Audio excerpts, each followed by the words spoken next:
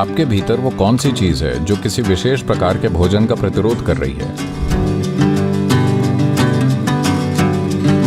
ये भोजन लेने का सबसे गलत तरीका है। इसे आधुनिक और वैज्ञानिक कहा जा रहा है। मुझे नहीं पता इसमें वैज्ञानिक क्या है। ऐसे बहुत से अभ्यास हैं जो शरीर की गतिशीलता को इस तरह से बदल सकते हैं कि आपको विश्वास नहीं होगा। लाखों लोगों के साथ ये हुआ है। भोजन से एलर्जी होना प्राकृतिक है या ये लोगों में बाद में विकसित हो जाती है? क्या ऐसे अभ्यास हैं जिन्हें करके कोई भोजन की एलर्जी को दूर कर सकता है? देखिए, एलर्जी कई तरीकों में दिखाई पड़ती है, लेकिन एलर्जी का सबसे सामान्य प्रकार या तो त्वचा पर रैशेज या सांस लेने वाले अंग हैं, जिन पर सबसे ज्यादा असर पड़ता है। या तो इसका असर त्वचा पर पड़ता है या फिर सांस की नली में किसी तरह की सूजन हो जाती है और सांस लेने में कठिनाई होती है। तो हमें यह समझना चाहिए, यह भोजन की एलर्जी है। अगर आप किसी और चीज के लिए एलर्जिक हैं, यानी कि कोई केमिकल या कुछ और, तो बात अलग है।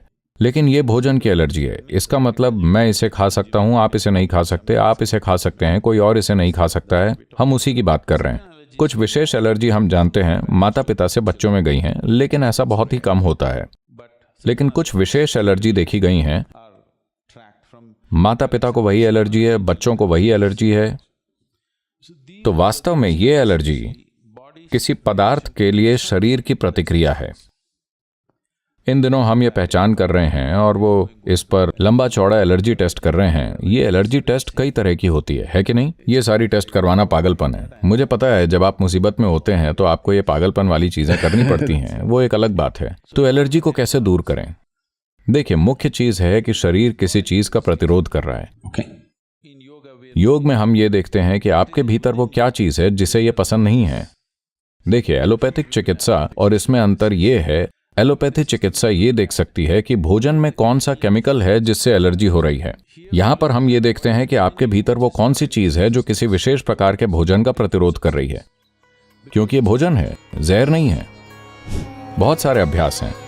शांभवी से ही बहुत सारे लोगों की बहुत से स्तर पर एलर्जी दूर हो गई, जबकि ये उस दिशा में काम करने के लिए नहीं बनाई गई है। अगर आप उस दिशा में फोकस करना चाहते हैं तो शक्ति चलन क्रिया इस पर काम करने का बेहतरीन माध्यम है। आसानी से 6 से 9 महीने के समय में हम एलर्जी को दूर कर सकते हैं। मैं कहूंगा कपालभाति करने का शक्तिशाली तरीका ही 60% समस्याओं का निदान कर देगा। दुनिया की 60% एलर्जी आप दूर कर सकते हैं अगर आप कपालभाति का सही तरीका सीख लें। कपालभाति का मतलब आपकी ऊर्जाएं कपाल तक पहुंचनी चाहिए। कपाल मतलब खोपड़ी का ये हिस्सा। आपकी ऊर्जाओं को ऊपर तक पहुंचना चाहिए। अगर आप कपालभाति करते हैं तो खोपड़ी के ऊपरी हिस्से से ही पसीना निकलना चाहिए।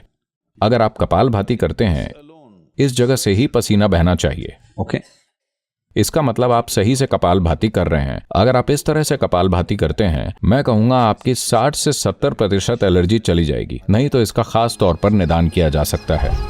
अगर बच्चों को एलर्जी हो तो क्या करें? बच्चों को पेरेंट्स से एलर्जी, वो बहुत आम बात है।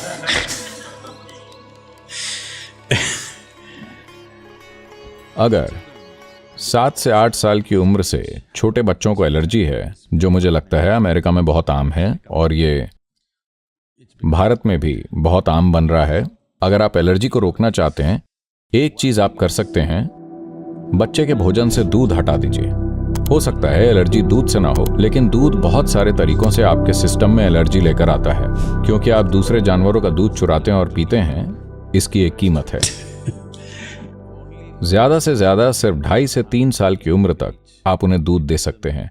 उसके बाद उन्हें गाय के दूध की बिल्कुल भी जरूरत नहीं होती है। और आप गाय का भी दूध नहीं पी रहे हैं। आपको नहीं पता किस तरह का दूध आप पी रहे हैं, क्योंकि ये लाखों जानवरों का मिलावटी दूध है और आप पी रहे हैं। ये बिल्कुल पागलपन है। ये भोजन लेने का सबसे गलत तरीका है। इसे आधुनिक और वैज्ञानिक कहा जा रहा है। मुझे नहीं पता इसमें वैज्ञानिक क्या है। आप लाखों गायों का मिला हुआ दूध पीते हैं, भैंस, गाय, हर चीज का दूध आप पीते हैं। मैं पूछता हूं, क्या आपको थोड़ा भी दिमाग है? जब बच्चे को दूध की जरूरत होती है, माँ का दूध है। एक बार वो पड़ाव पूरा हो जाए तो दूध की कोई जरूरत नहीं है। अगर आप बच्चे के जीवन में जल्द ही पर्याप्त मात्रा में डालें फलियां, मेवे लेकर आते हैं तो वो बहुत स्वस्थ होकर बड़े होंगे, कुछ चोटों के अलावा। मुझे नहीं याद कब मैं अपनी बेटी को डॉक्टर के पास लेकर गया। मुझे नहीं याद मैं कब लेकर गया। उसे बस कुछ बार चोटें लगी थीं, उसके लिए मैं डॉक्टर के पास गया। नहीं तो मैं उसे डॉक्टर के पास लेकर नहीं गया, क्योंकि भोजन का ध्यान रखा गया था, बस इतना ही।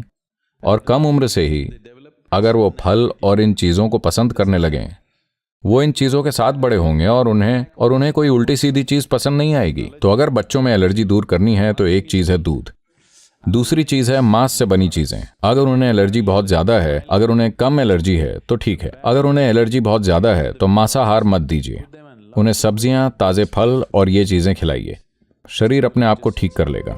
अगर वो एक योग अभ्यास जल्द से जल्द शुरू कर सकें, सूर्य क्रिया या सूर्य नमस्कार जैसा सरल अभ्यास, It could change the dynamics of the body very, in a way that you won't believe.